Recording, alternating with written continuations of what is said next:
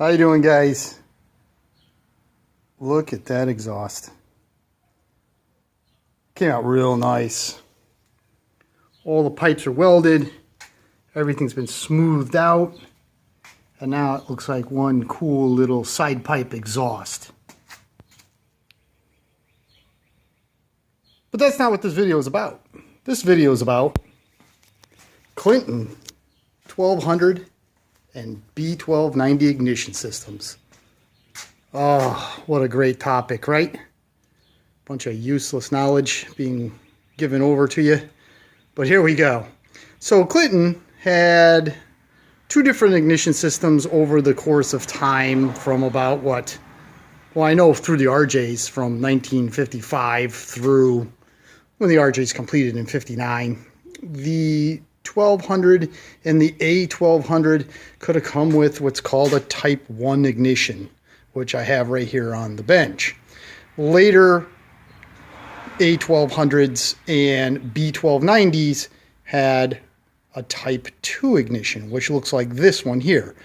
And the way you can tell which one your engine has without taking the flywheel off is to take a look at your engine tag, which we have right here. This is an engine tag off one of, I don't know, one of the engines that I've had over the years. And as you can tell, it says A1200.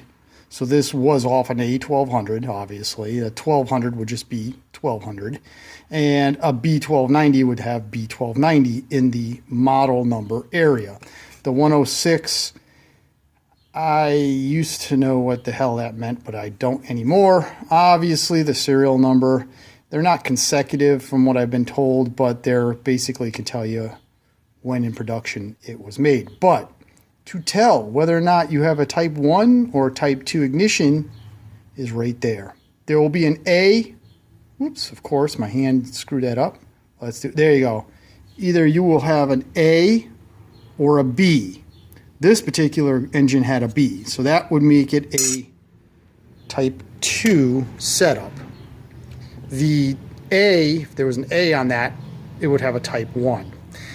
And really quick, so we don't belabor this too long, basically none of the parts will swip swap.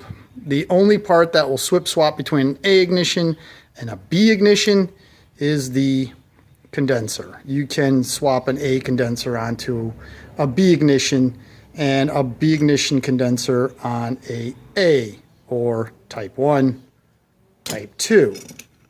Now, the points are different. Obviously, the basic shape is different. You can tell this has like this little weird, I guess, teardrop. But then again, this looks like a teardrop too. But you know, it's a different size, a totally different shape of where the points housing is. The other thing that's completely different is the armatures themselves. You can see the shape of the armature there versus the shape of the armature here. I mean, the coil does go in this position, but you can just see that, you know, you got all straight legs. This one has a curved leg. This allows for the spark plug wire to go through in that fashion.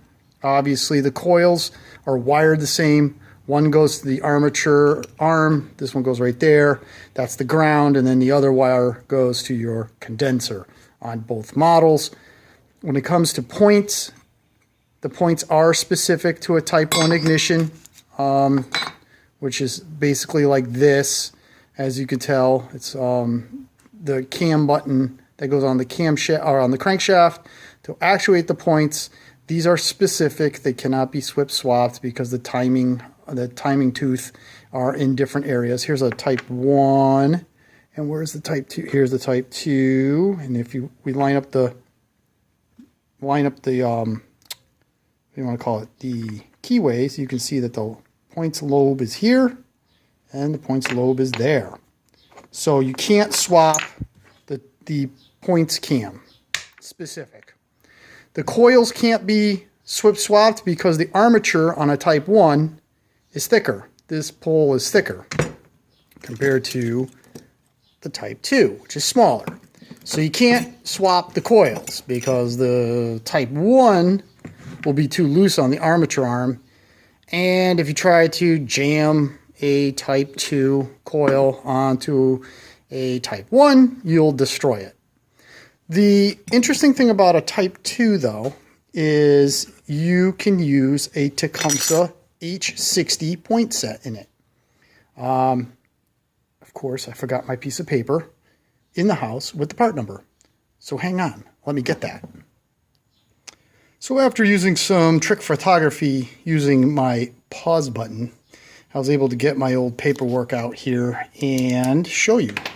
The points part number for a Tecumseh is 30547A. That's, if I remember correctly, an H60 point set. So when you have a type 2 ignition, as we have here on the bench, you can just put a set of Tecumseh points in there and the type 2 ignition will work. How that came to be, I have absolutely no idea. That was just the thing Clinton did. They provided this little cover which goes on like this. Oh, no, sorry. Goes on like that, which is kind of cool because they give you this little tang at the end, and that's 20 thousandths thickness, so you can set your points. If you don't have a feeler gauge, you can actually use the cover. Now again, the points cam for this setup is specific to this one. So like in this case where we have the 2 ignitions, I got to make sure I don't screw up and swap these cam buttons. Other than that, they're about the same. What I typically do is swap from a type 1 to a type 2 on my motors. Now this is not 100% able to be done, and the reason for that is this: the 1200 Clinton motor used basically regular roller bearings for their crankshafts. Those were typically type 1 ignitions. Now, the later A1200 and definitely the B1290s, they had tapered roller bearings like this one right here on the floor. So the bearing plates are different in the sense that the earlier ones had the straight bearings and then the later ones had the tapered roller bearings, so the races have to be pressed into this style bearing plate.